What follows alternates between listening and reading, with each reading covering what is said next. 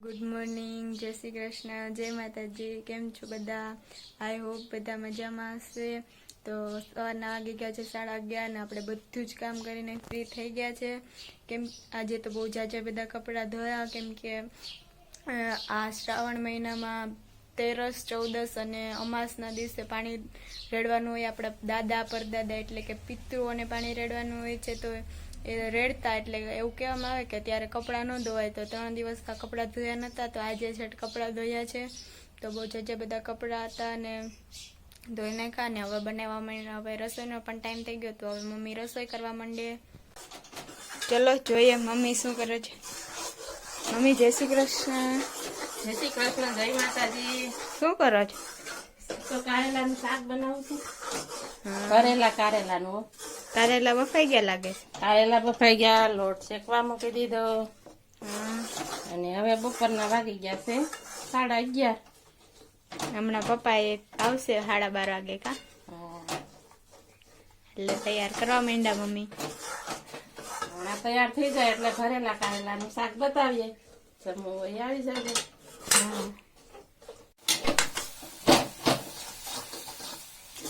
લસણ મરચાંની પેસ્ટ મમ્મીએ નાખી દીધો અને મસ્ત લોટ શેકાઈ ગયો છે.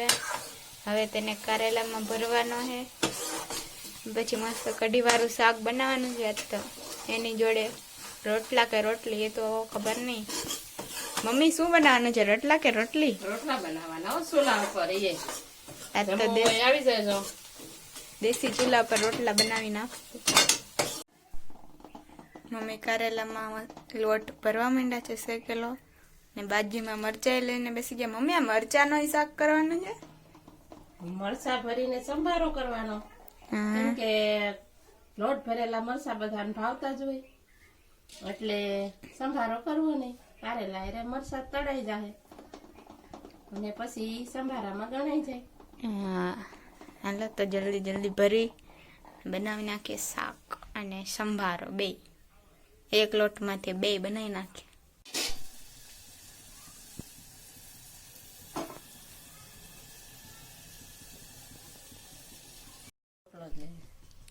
ચૂલા ઉપર રોટલા બની ગયા અને શાક પણ રેડી થઈ ગયું છે.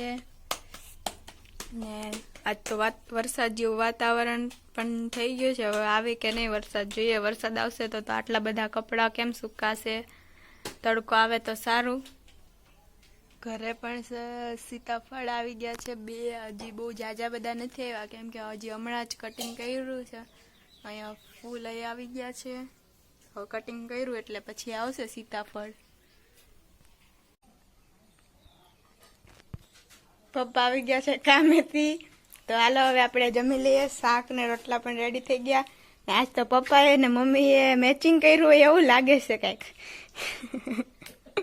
સાંજના વાગી ગયા છે 5 અને સરસ મજાનો તડકો નીકળી ગયો છે. અને મેં માંગ્યો તો એમને આજે તો સવારનો તડકો જ છે, એટલે મસ્ત કપડાં બધા સુકાઈ ગયા. અને હવે નાસ્તાનો પણ ટાઈમ થઈ ગયો, તો હું નાસ્તો કરી લઉં અને તમે જે પાટણ વાવનું પાર્ટ 2 છે તે એન્જોય કરી લો. તો ચાલો હવે જોઈએ પાટણ વાવ પાર્ટ 2.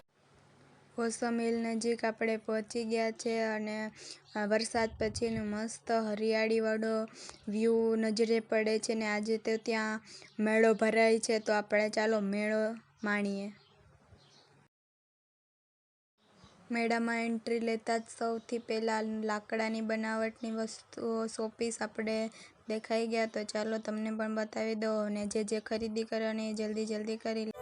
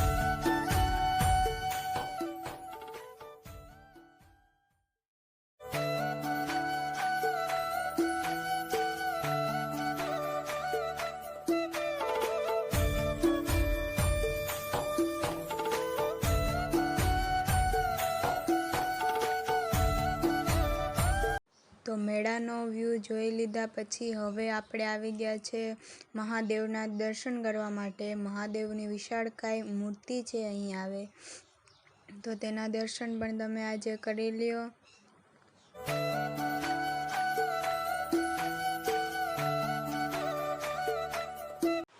થોડેક ઉપર આવતા જ આપણે સરસ મજાના ફૂલ જોઈ લીધા અને નીચેનો સરસ મજાનો ખેતરનો નજારો પણ આવે છે, તો એ પણ માણી લીધો અને હવે આગળ ચડવાનું સ્ટાર્ટ કરી દઈએ.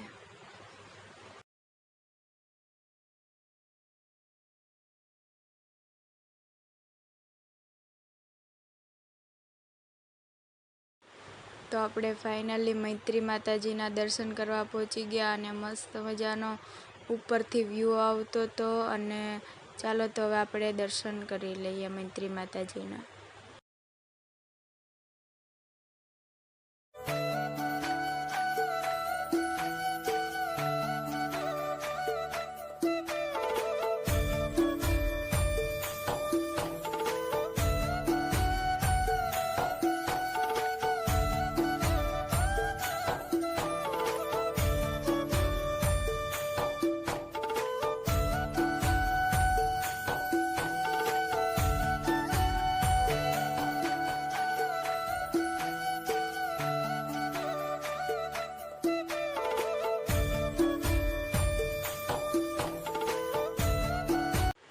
તો માતાજીના દર્શન કરીને હવે આપણે સ્ટાર્ટ કરી દીધું છે નીચે જવા માટે.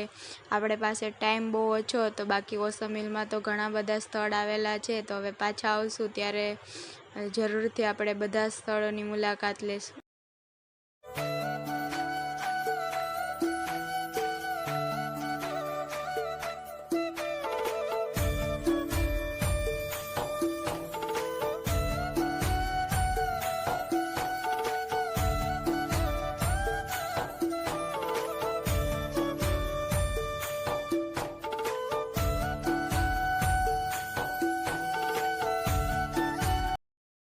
જય શ્રી કૃષ્ણ અને જય માતાજી બધાને. તો વાગી ગયા છે સાંજના 5:45.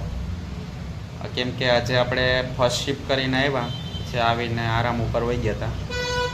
તો પછી હવે ફ્રેશ થઈ નાહી ધોઈને તૈયાર થયા. ને કાલે સિલાઈ મશીનનું મુહૂર્ત કરવાનું રહી ગયું હતું, કેમ કે વરસાદ ચાલુ હતો એટલે ભાઈની છોકરીઓને લેવા નહોતું જવાયું. જે ખોટું વરસાદમાં કોઈ હેરાન થાય. તો આજે પણ બપોર સુધી કાલે સાંજનો વરસાદ ચાલુ હતો, તો આજે બપોર સુધી કન્ટિન્યુ ચાલુ જ હતો. હવે થોડોક વરસાદ રહ્યો છે, તો પછી આપણે અત્યારે વિચાર છે કે મુહૂર્ત કરી લઈએ. તો એના માટેની પ્રિપેરેશન કરી હમણાં, અને પછી આપણે ભાઈની છોકરીઓ આવે ત્યારે મુહૂર્ત કરીએ. ખાલી મુહૂર્ત તો એમ જ કરવાનું છે, સિલાઈ મશીન ચાલુ તો આજે કરવાનો વિચાર નથી, કેમ કે પછી કરશું. કાપડ ને એવું લઈ આવશું, કંઈક કટિંગ કરશું નવી, પછી કંઈક બનાવશું ત્યારે બતાવશું. બાકી આજે એમ જ મુહૂર્ત કરી દઈએ. તો ત્યાં સુધી બન્યા રહો અમારા વ્લોગમાં.